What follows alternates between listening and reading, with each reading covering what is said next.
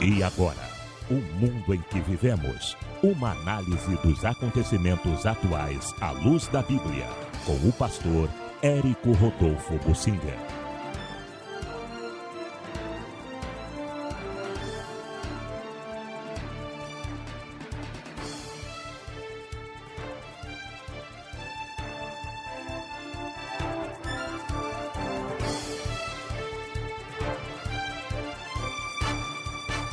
As milícias se expandem no Rio de Janeiro e revelam a verdadeira situação do Estado.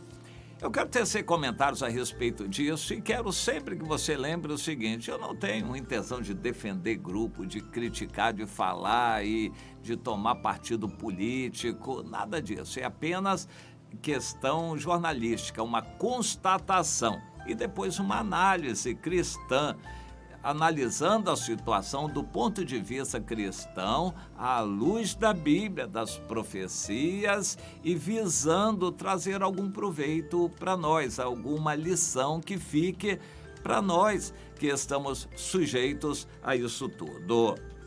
Bom, hoje a situação do estado do Rio de Janeiro em termos de economia é catastrófica. Desde que a capital federal saiu, o Rio de Janeiro nunca mais voltou a estar bem. Houve uma época em que nadou no dinheiro dos royalties do petróleo.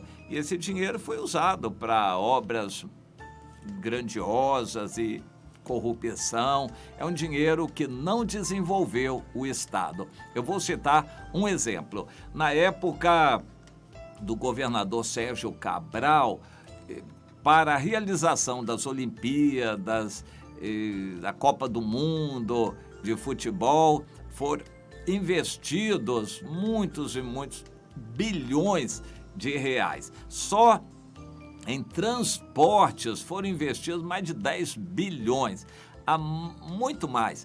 A maior parte desse dinheiro foi para os donos de ônibus, donos de empresas de ônibus, porque o próprio governador era genro do principal dono da maior parte das empresas de ônibus do Rio de Janeiro, Jacó Barata. Isso é um fato de conhecimento público e todos sabem disto. Ou seja, marcar ruas, tirar a pista daqui para BRT, para coisa desse jeito. E essa foi a herança. Não criaram vias novas, tem uma ou outra aí, a Transcarioca e Transoeste, enfim, algumas vias aí para ônibus, para facilitar a locomoção por ônibus. De nenhuma forma evoluiu isso para melhorar barcas e transporte aquático, transporte de trem, nada disso. Ampliação significativa do metrô, isso tudo foi direcionado para interesses. Eu estou citando um exemplo. Obra do Maracanã custou mais de 2 bilhões a reforma. Com pouca coisa ali, com 100 milhões, se reformaria o Maracanã muito bem. Quando ele foi vendido, foi por aí. Foi perto de 100 milhões quando ele foi vendido e mesmo assim foi caro porque a empresa que arrematou quis devolver. Eu acho que está no imbróglio aí até agora, continua querendo devolver o Maracanã. Nem 100 milhões ele vale, porque não se tira esse dinheiro com espetáculos, jogos e outras coisas mais, não se tira esse dinheiro. E então gastou-se ali mais de 2 bilhões, quando não valia nem 100 milhões. Bom, estou citando exemplos da economia numa época em que o Estado precisava desenvolver a agricultura, a indústria, principalmente o turismo, o transporte nos vários modais, e não fez nada disso. O dinheiro foi para corrupção e para obras mal dirigidas, obras que não trariam benefício nenhum. Por exemplo, tal do Porto Maravilha foi tentar enfeitar o Rio para inglês ver, mas não trouxe benefício nenhum para a população. Em consequência disso, hoje o estado do Rio é um estado sem futuro econômico, não tem atividade econômica significativa. O petróleo está se diluindo, está crescendo em produção, mas indo para outros estados também, não só o Rio de Janeiro. E com isso, o Rio de Janeiro está perdendo participação no petróleo e está sem atividade industrial. As indústrias estão saindo do Rio de Janeiro também por questões de segurança, ou seja, a economia não tem vislumbre nenhum. E eu não estou falando por mim, o secretário atual de Fazenda do Rio de Janeiro disse que não tem futuro para o Rio de Janeiro, a menos que haja algum milagre que mude a situação, que descubra alguma fonte de alguma coisa valiosa para melhorar a economia. O estado do Rio não tem futuro econômico. As grandes empresas estão saindo do Rio de Janeiro porque não tem futuro. O estado está em déficit sem ter de onde tirar, como cobrir esse déficit. Então, a tendência é cortar salários, diminuir gastos e cortar investimentos em educação, saúde e tudo mais. E mesmo assim, ainda o dinheiro não vai dar. É só para piorar ano a ano. Em consequência disso, a insegurança está aumentando. Bandidos estão cada vez querendo mais dinheiro e o dinheiro está difícil. Só drogas não atendem mais. É relativamente fácil a gente considerar. Pense aí no PIB do Rio de Janeiro, bote aí 5% para drogas, o PIB está caindo, o dinheiro de todo mundo está diminuindo, os salários estão diminuindo. O viciado que antes tomava cocaína, agora ele está pendendo para aí o crack porque é mais barato.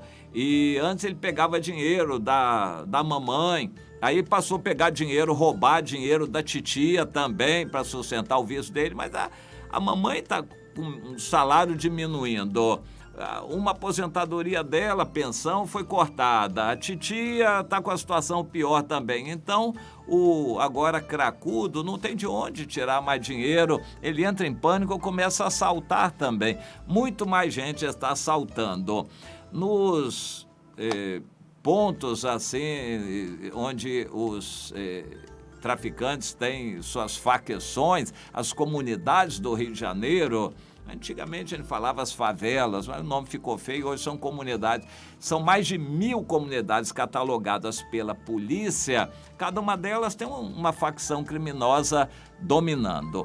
Hoje, por exemplo, a polícia fez uma mega operação na região de Itaboraí e prendeu muitos milicianos. E foram constatados alguns aspectos ali. Os milicianos estão há 1 ano e meio na região, expulsaram os outros traficantes e tomaram conta da região. E ali eles procuram extorquir os comerciantes. Segundo a polícia, eles são comandados ali em Itaboraí pelo Orlando Curicica, que está preso lá em Mossoró, no Rio Grande do Norte. Mas mesmo de lá, ele consegue controlar o tráfico aqui.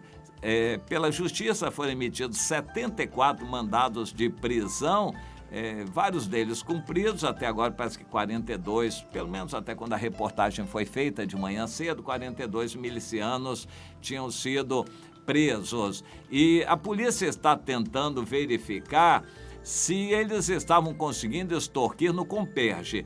O Comperj trabalhou ali com muito dinheiro da Petrobras, muitas empresas ali, teve não sei quantos trabalhadores ali, 30 mil, 50 mil, quantos mil trabalhadores trabalharam ali por várias firmas que trabalhavam para a Petrobras. E a Petrobras tem mais dificuldade em dar dinheiro assim, mas indiretamente ela dá para manter a paz e a ordem na região. Então a polícia está tentando verificar se eles conseguiram levar algum dinheiro do Comperj, esses milicianos. Mas o fato é que a milícia tem a sua maneira de atuar, em alguns casos muitíssimo mais violenta do que as facções outras. E isso está apavorando a população do Rio. Já uma grande parte da Zona Oeste é dominada pelas milícias, que agora estão tomando também vários pontos em Nova Iguaçu. Agora em Itaboraí, eles já estavam dominando uma ampla região. A milícia, sabidamente, é ligada a policiais militares e ex-policiais militares. Então, de certa forma, eles têm um pouco de simpatia dos policiais, um pouco, digamos assim, de proteção indireta. Já por parte do governo, eu creio que o governo acha que a milícia, por não estar necessariamente ligada às drogas, que ela é um pouco melhor ou menos pior do que as facções criminosas que trabalham com droga. Só que a milícia explora o gás, o transporte, a van, o gatunete e os comerciantes. Esse é o problema do Rio de Janeiro. Os comerciantes, de modo geral, estão apavorados. Por isso, lojas, comércio, indústrias estão fechando no Rio de Janeiro, porque em todo lugar tem alguma facção criminosa que explora. Então, esta situação está fazendo as empresas irem embora, o desemprego aumentar no Rio de Janeiro. Agora, no varejo, na rua, no dia a dia, as pessoas estão ficando apavoradas porque os bandidos das facções criminosas e da milícia, não conseguindo dinheiro com drogas, eles começam a sair do seu local e assaltar no local dos outros. Isso está gerando uma onda de assaltação geral nas ruas, principalmente nos bairros onde a polícia é mais rarefeita. Ou seja, a polícia se concentra no centro, o centro presente, a polícia indireta, a prefeitura, os comerciantes daquela localidade pagam certos valores para policiais de folga, policiais em férias, policiais fazendo hora extra, estarem policiando aquela região. Aí melhora a situação ali, mas os bandidos vão para outros bairros menos policiados e começam a assaltar as pessoas. A onda de assaltos, pessoa passando de moto, você na calçada, o cara para a moto e te assalta ali. Ou até mesmo de carro, dependendo do local. Então são assaltos assim, um atrás do outro, dentro dos ônibus, nas conduções e em vários tipos de conduções. Esse tipo de assalto está aumentando assustadoramente e apavorando os moradores de todo o Rio de Janeiro.